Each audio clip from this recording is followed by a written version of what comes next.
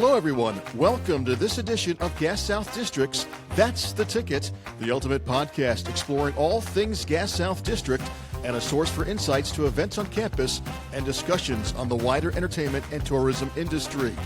Please welcome the host of our show, Stan Hall, CEO of Gas South District and Explore Gwinnett.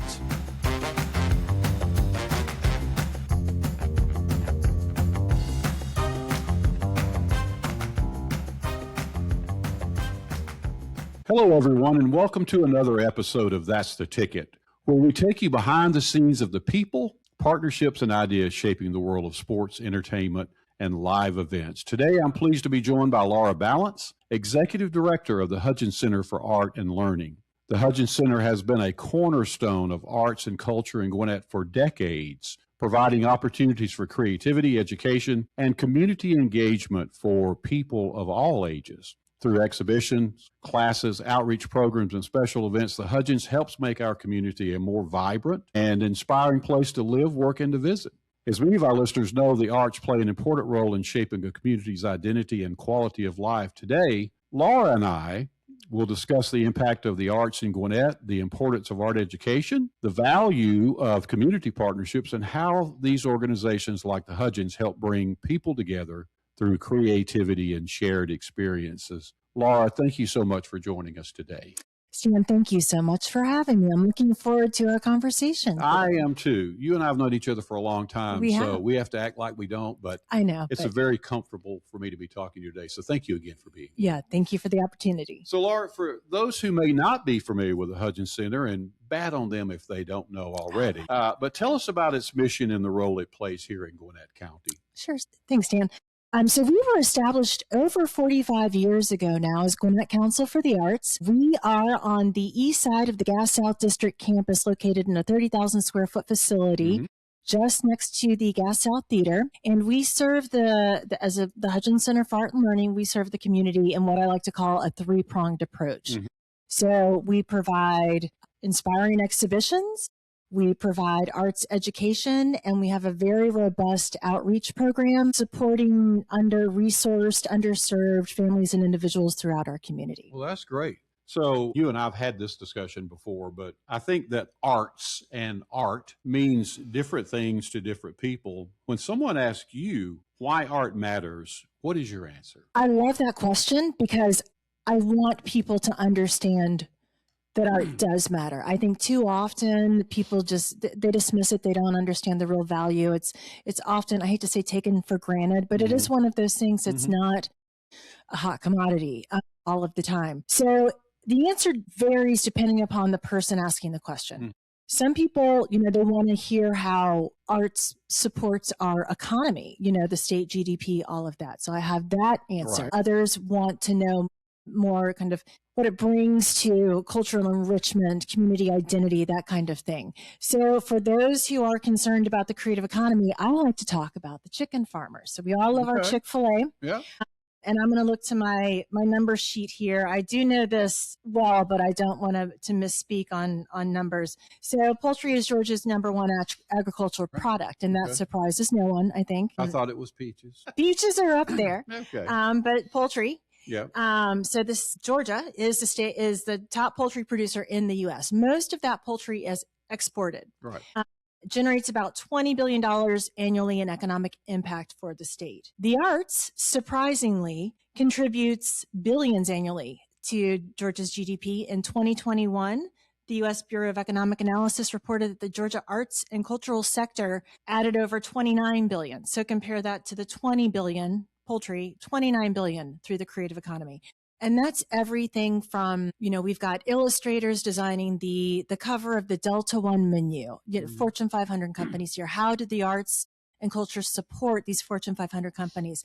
To film and television, to theater arts. We have amazing theater programming here in Georgia. So, and then of course the High Museum, the Hudgens, the Penland, down in Savannah, we've got SCAD. I mean, it really is such a robust part of our economic health across the state, and people don't realize. So I love that message, but also for those who are looking for the more meaningful reason, it is It does. The arts humanize our built environment. They provide educational resources for kids who are, on the spectrum, for differently abled learners, seniors, cognitive decline. It helps kind of slow that progression. It just is truly beneficial across the board. Well, you know what? That's interesting because I don't really think I've ever looked at it in that perspective either. And you brought out one example, designing something for Delta as far that's graphic art, but that in fact is art, right? Yep, that is. And that's something that somebody's using in their business.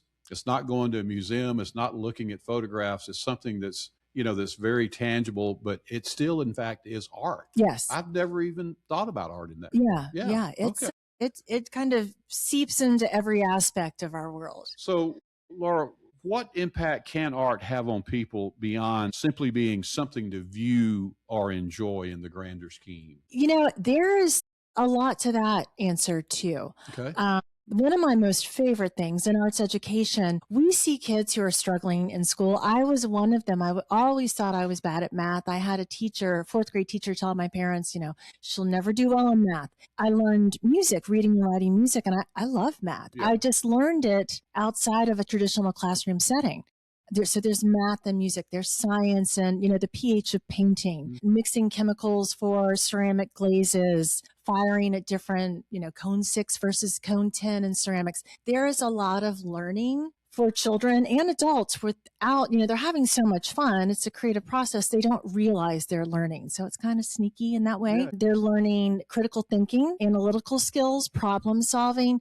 So a lot of these really important soft skills that kids and adults need that maybe they're not getting in a more traditional educational environment. I mean, schools do a lot, but there's a lot outside of school too that can enrich children and adults and help them to have just a more solid foundation to move into the future. Again, as I said, based on the last comments you were making, again, considering all the things that are associated or applicable to the topic of art. For someone like me, who I'm neither a student nor a scholar when it comes to art, but maybe an appreciator more than anything else. But you just don't look at it in that big picture like you look at it. So I'm glad that you're sort of digging into the weeds a little bit for people who may not think they like art. In fact, they actually probably do, based on some of the examples you gave, that they may not have even really thought about. Hey, this is an art item. This is an art issue. Yeah. So thank you for sharing that. Absolutely. For sure. Yeah. So, Laura, you have dedicated much of your career to the arts in some form or fashion. What first inspired you to pursue this path something you've spent so many years involved in? Yeah, that's a tough answer. I think I was just always drawn to it. I always knew that I wanted to work in the nonprofit space before I really even knew what that was. Just a purpose-driven life kind of a thing. I wanted something that was meaningful. I'm the product of a Delta captain and flight attendant. Both my sisters went into the United flight attendants.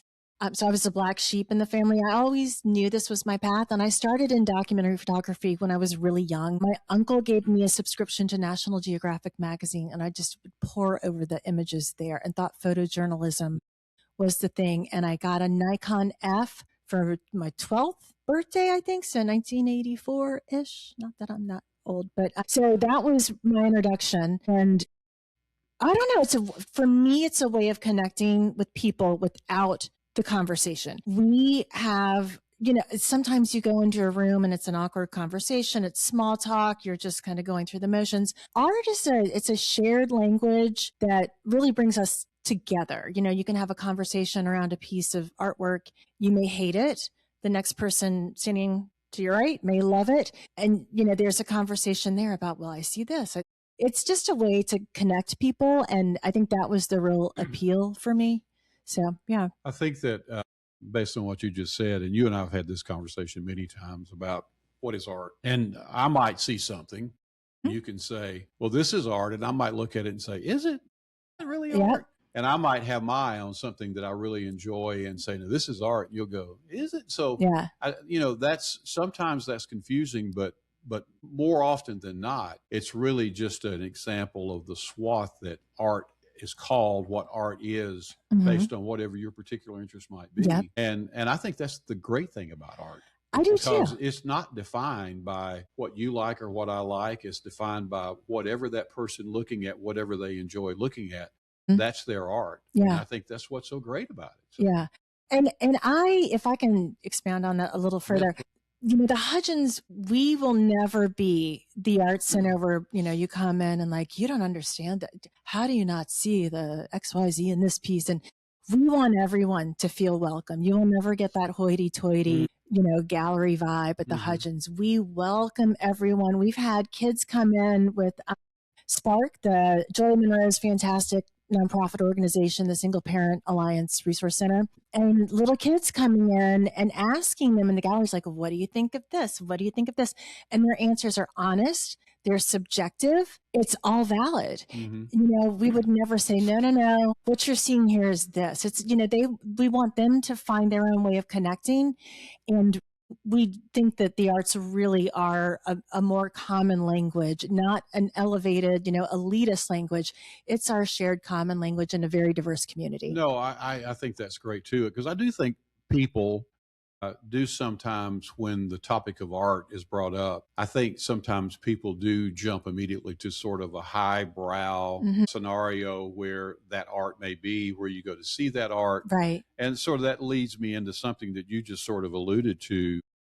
The Hudgens Center does welcome people of all ages, all backgrounds, art knowledge, high, art knowledge low, whatever it might be. And why is it so important that accessibility is present when it comes to the arts? Oh, that's a great question, Stan. I mean, in the same way that parks should be, there's space for everyone. The arts are for everyone. Art for all is kind of our MO over at the Hudgens. We have hosted exhibitions for the sight limited and visually impaired, where they can experience the artwork and through touch and listen to an audiovisual piece from the artist about what the color red means to them, what they feel when they use red in a painting or a piece of artwork. We have had Braille signage, kind of explaining what visitors are seeing. We want to welcome all. We want everyone to kind of understand the importance of the arts, and really more so to understand what our world would look like without art. Do you want 6 lanes of paved road and more austere looking strip malls? Right. They all have the purpose. Right. We appreciate the convenient shopping and strip malls and, the wide lanes to handle congestion. But with that, we also need the beauty of the art. Like we need the trees and parks and all of that. It's really a critical piece of a healthy community. Right. So yesterday I had coffee with somebody about a topic that wasn't art related at all. But in the conversation, he was telling me about a child that he had, a 13-year-old who was autistic, and, the difficulties that go with autism and the spectrum and on and on and on. And he shared with me that art has become almost a comforting, calming voice for that child. Yeah. Because of things that child is involved in based on that autism. Do you see that commonly? Yeah, we do. We provide free therapeutic arts for spectrum autism. We have a group that comes once a month, young adult women, and they respond so well. The inhibitions kind of drop. They get outside of themselves, and that's difficult to do if you're on the spectrum. But we have worked with kids with, partnership against domestic violence. I remember there was a young child, this was a few years ago, but what even as adults can't put into words with maybe a therapist, it still has to come out, that pain, that trauma. So to pound it out in clay is so cathartic. It is so effective. So we do a lot, 25% of our classes are taught in Korean. We provide therapeutic arts outreach at no cost to participants in Spanish. We really do want it to be welcoming, as you mentioned in the previous question, to all, but for those who need maybe an additional kind of resource to work through the challenges they're navigating in life, art is that effective tool. So those are specific examples how art can be helpful in a classroom or education form. But let's talk about that on a little bit broader perspective about arts education, particularly with some of the things we've seen lately with funding being cut. Arts is an easy target for a funding knife. Because, there's people who say, art's nice, but blah, blah, blah, blah, blah. Right. So why is it important for young people to have the opportunity to engage with the arts? Yeah. You mentioned the funding. It is common knowledge the arts are hit first and hit worst when it comes to funding. And it's currently a very, the pandemic was a little bit easier to navigate for a lot of nonprofits than the current funding climate. Which says a lot, right? It's, Yeah. We'll get through it. We always do, but it's kids need the arts more than they realize. It is a safe space to not just kids, but adults, the world. We need the arts for kids who have access to these programs, artistic outlets, creative outlets. It's creative thinking, it's entrepreneurialism, it's learning how to draw outside the lines, how to be the creative thinker, the problem solver. The arts provide a space for all of that. It's kind of an incubator for just creative expression, but without the troublemaking aspects of, it really provides that platform for young adults. Traditional school, you're there from 8 to 3 and you've got your extracurriculars and that's all really important and healthy. But to have the arts as an opportunity for young kids, young adults, outside of that, it really just helps promote just this self-confidence, self-esteem building, knowing that they can make mistakes, they can ask questions. It's effective in that way. So let's talk about maybe the analogy of sports versus arts, just as an example. But in sports, almost all parents would agree that sports are sports, but they also provide lessons in life relative to discipline, relative to commitment, teamwork, all the things that we talk about. But those life skills that people learn in art, some that you just sort of talked about, is equally prevalent, right? I'll talk about that a little bit. Yeah. So. Growing up, I took ballet and tap dancing. Hear about how the football players would come in and learn ballet too. And I thought, well, gosh, that's like an elephant in a tutu. And awkward, right? Yeah. But it's, so you see it at that level.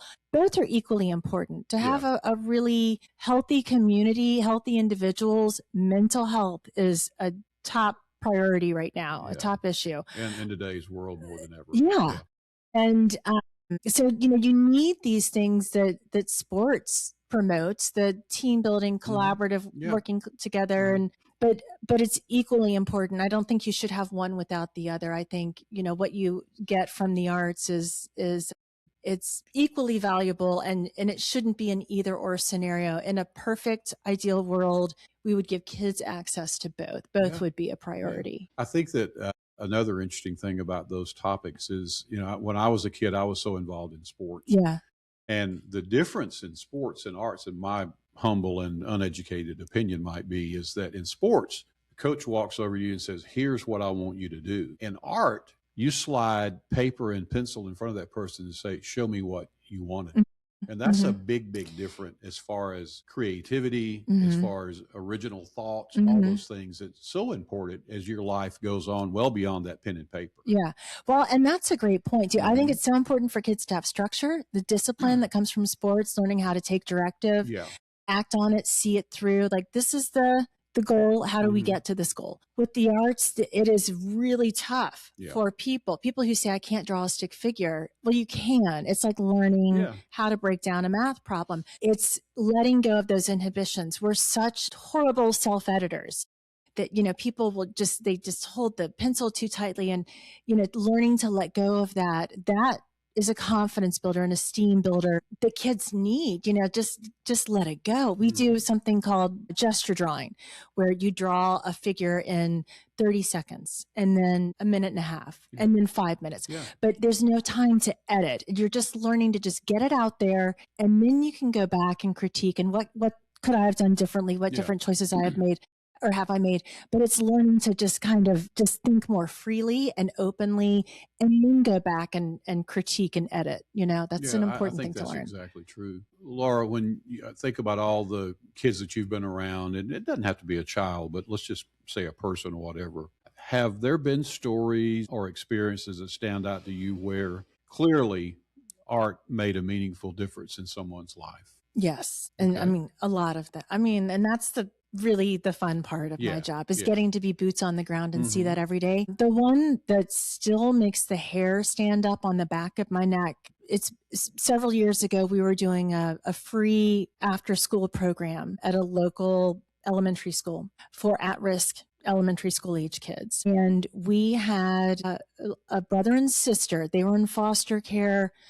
The mother was in prison. The father was deceased. They were in separate foster care families. The first day of the program, the little boy was a third grader. He was drawing really violent pictures, guns, blood, and they were concerning. And, we started to have some conversations. Okay, we need to be mindful of this and take it through the proper channels. 6 weeks in, I go back and I'm visiting with this little boy, and the program leader, he's into glitter. Like, forget the guns. He is green glitter everywhere. He was learning chess, but really he was just the glitter. He was just an explosion in glitter, just walking around the classroom. It was a mess, but it was so much better than what he was doing.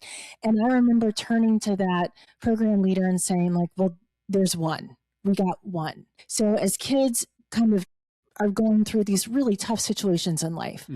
Guns are always going to be present. However you legislate, whatever, we all have an opinion. It's always going to be a thing. But how do we treat that? How do we keep these kids from going down this path when there's this one? Let's redirect. Let's give them the arts as a healthy outlet, just like the pounding and clay out. You can hit that clay as hard as you want. It's not a person. You can explode the room in glitter. It's not a gun. It's not a gun.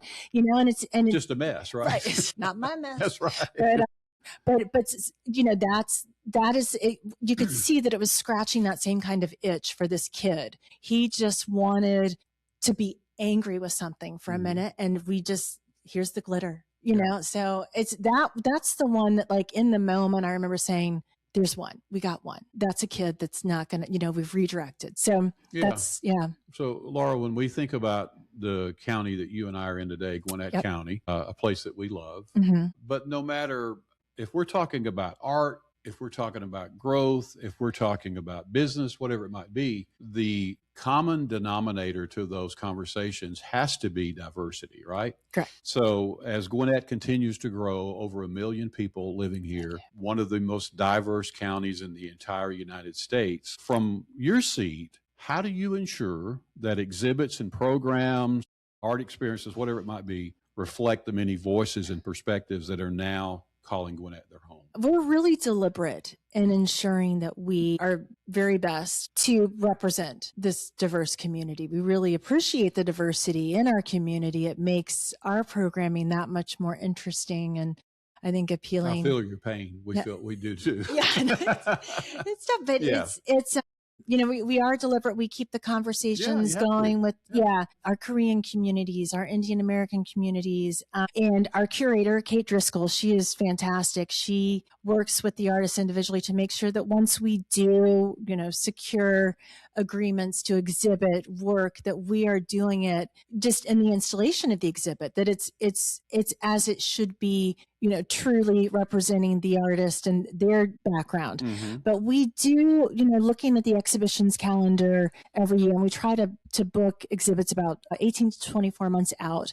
And we look to see, who we're representing and in what way, and that there is something for everyone, whether it's the Indian American immigrant experience or Marty Tubles Jr. From the Suglala tribe, or, we did an exhibit about a year ago, the Korean paper exchange, where we coordinated with the gallery in Korea and did, with some of our students and artists, an exchange of work. So their work was exhibited in a Korean gallery, and the Korean gallery's artists came to Gwinnett, to the Hudgens. So we do a lot of fun programming and in an effort to ensure that we are representing all those many diverse voices. And not only satisfying what that diverse community might be, but also educating the ones that are not familiar with the culture of whatever that might be for the broader community. I think, if we're going to be diverse, we have to also be respectful, and we have to understand where people come from.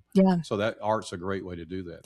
It really is. Going back to art as just a form of visual communication. Absolutely. It's, when you get in a heated conversation with somebody about, representation or what the diversity within the community means, or it doesn't even have to be heated. Just a conversation. Bring them into a gallery to take in the artwork that tells the story of someone else's perspective, someone else's experience. And it's much less intimidating for the person who might be new to that conversation. No, I think that's so true. And to be able to do that, kudos to all of you for doing that. No, thanks. So people who are maybe have never been to an art museum ever, or have been to one and they've gone for a specific exhibit based on, who their favorite artist or work might be. Talk about some of the things that you have coming up that you're excited about, that you're going to be able to present to the Hudgens, to our community. Yeah, well, thanks, Dan. Always love to chat about what I'm excited about. So, of course, all of our galleries are free and open to the public. We don't want there to be a cost associated with entry that would, prohibit someone from being able to access. Is that normal? Most art galleries you go in, you pay to go. You pay, yeah. Okay, museums. Museums typically, yeah. Thank you. But always free and open to the public. Coming up, we've got Japanese wood blocks it's going into our main gallery, and I would tell you more, but I am gonna keep it a surprise. There you go.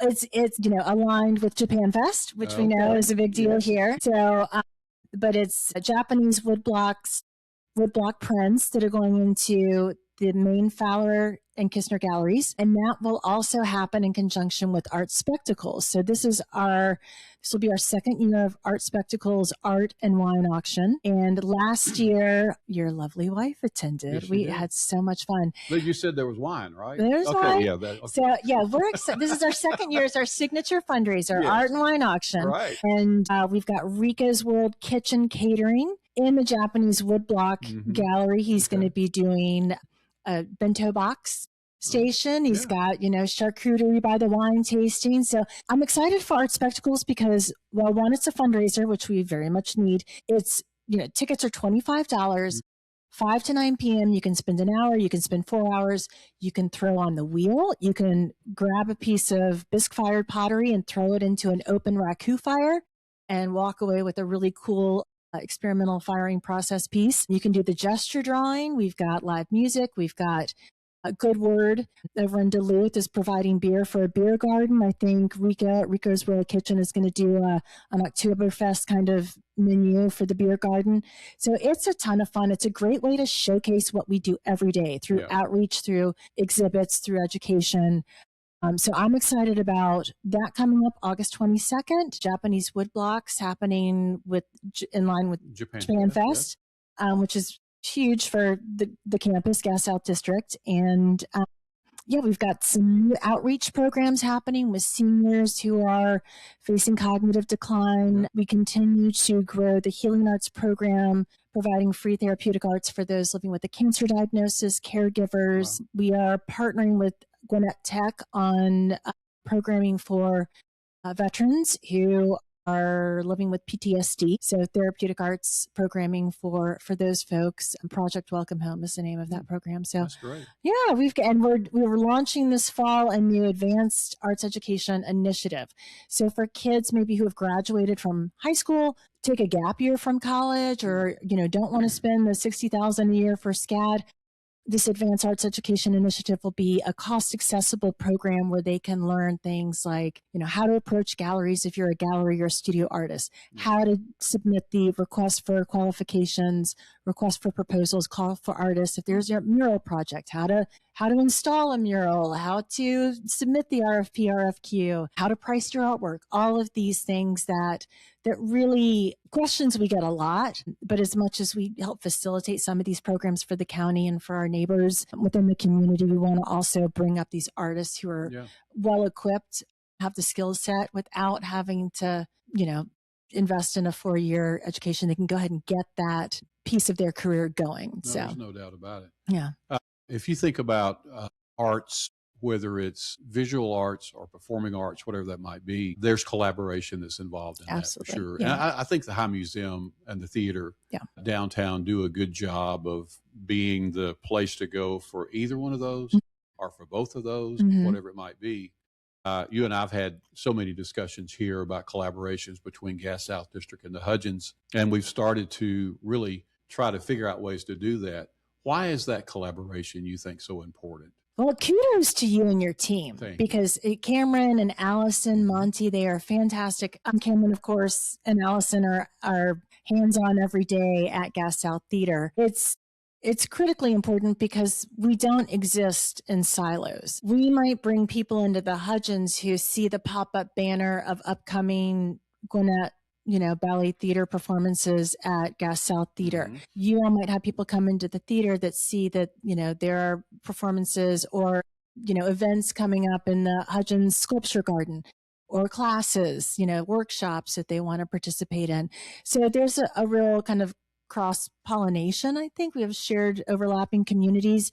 But most important to me, I know so many folks who get in the car on Saturdays and drive an hour in traffic into town. Yep. They pay easy $20-25 parking if they can get in the deck. Yep. And then they pay to get into the high, which is another $25. Yep. If they want to go to the Hertz Stage or Alliance Theater afterward, they have great programming, programming, no doubt. And I started at Woodruff Art Center many decades ago now, but I so believe in what we're doing here. One, because it's right here. You don't have to go into town. The quality of the programming, the arts programming available here is absolutely on par with what they're doing at Woodruff Art Center. And in some cases, I would say a little better. We say that. Yeah, if you want to come into the Hudgens and put on the white gloves and handle a piece of Picasso's pottery, you can do that for free at the Hudgens. Right. You can't do that. No. And it's because we're so community-centric, community-based. Yeah. If you want a backstage tour at the theater, I know Cameron and Allison would absolutely 100%. Be happy to show you like all the cool, like it's a Broadway quality stage. Yeah. It is unparalleled. Yeah. So people don't need to drive downtown and pay to park and pay to get in. And come right here. Yeah. We're right here. Exactly. And we've got it, we cover the gamut in the arts. You've got theater and performing arts. You've got Gwinnett Ballet Theater. Their home is Gas South Theater. The upcoming season, I'm so excited to see. I think it comes out next month for, Gas South Theater's 26-27 season. And then collaborating at the Hudgens with what they're doing on the visual and fine arts piece. Oh, there's no doubt about it. Yeah. Laura, I also want you to touch on something that I don't think you guys get enough credit for. When people think of the High Museum, maybe they think of the Hudgens, they might think of it in different ways, whatever. Yeah. But the Hudgens is the home of one of the largest arts contests, certainly in the state of Georgia, with the Hudgens Award. Yes. Talk a little bit about that and just the magnitude that contest potentially could be for an artist, emerging or otherwise. Yeah.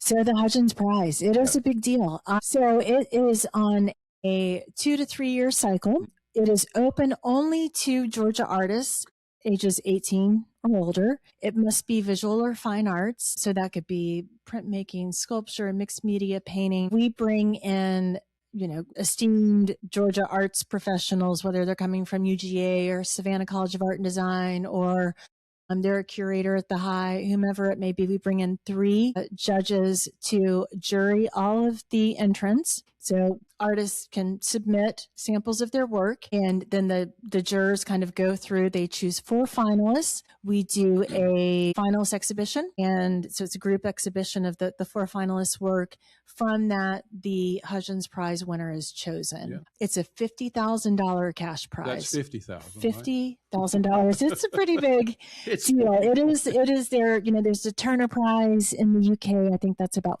$40,000 US. It's a really significant monetary award for an individual artist, and it has been significant for the winners to kind of launch their careers. No doubt. So our most recent Hudgens Prize award recipient is Victoria Duggar, and she is an exceptional person. Just her smile just fills up a room. And she tells the story of her experience as a young Black woman in Columbus, Georgia. She had a spinal injury when she was 2 or 3. She's been in a wheelchair ever since, and her work is informed by her experience. Yeah. And she's now got solo shows in New York, and she's just killing it. She's blowing it up. But that kind of money allows you dedicated studio space, maybe an assistant, just access to materials. And so it is a life-changing, transformative award for one Georgia artist. So, and it is recognized in the art world as being a premier it is. Art opportunity for monetary reward for your work. So not just here, but everybody else looks at it in that way. Yeah, as it's maybe not a household name for everyone, but if you're in the arts community, around the country, of the Hudgens and it Prize. is for the ones who want.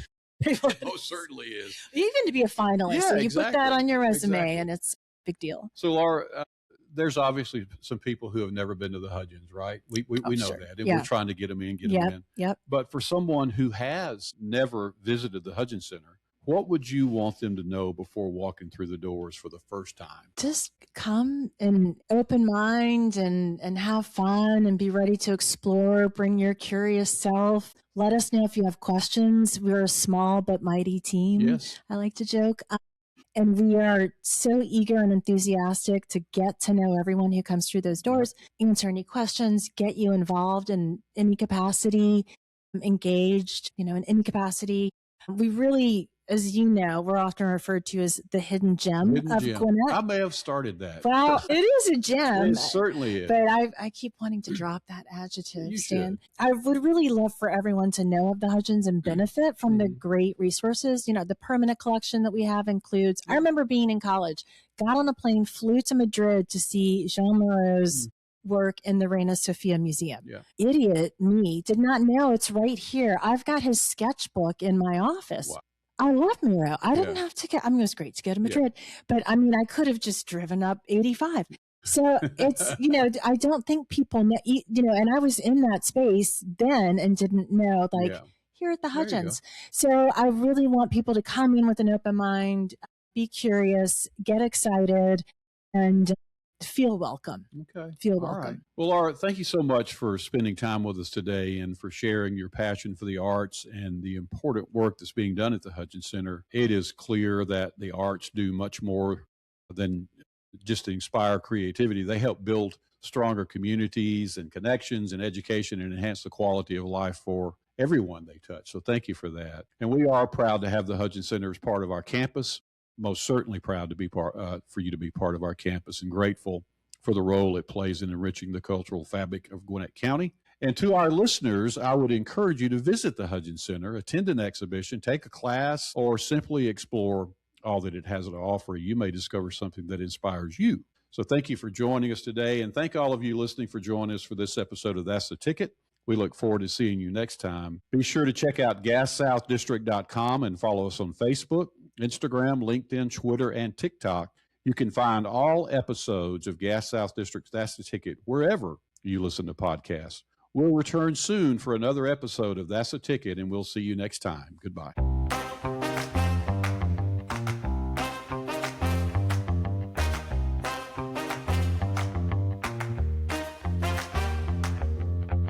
Thanks for joining us today, and we hope you enjoyed the episode. For show notes and further information about Gas South District and upcoming events, please visit our website at GasSouthDistrict.com. That's the Ticket.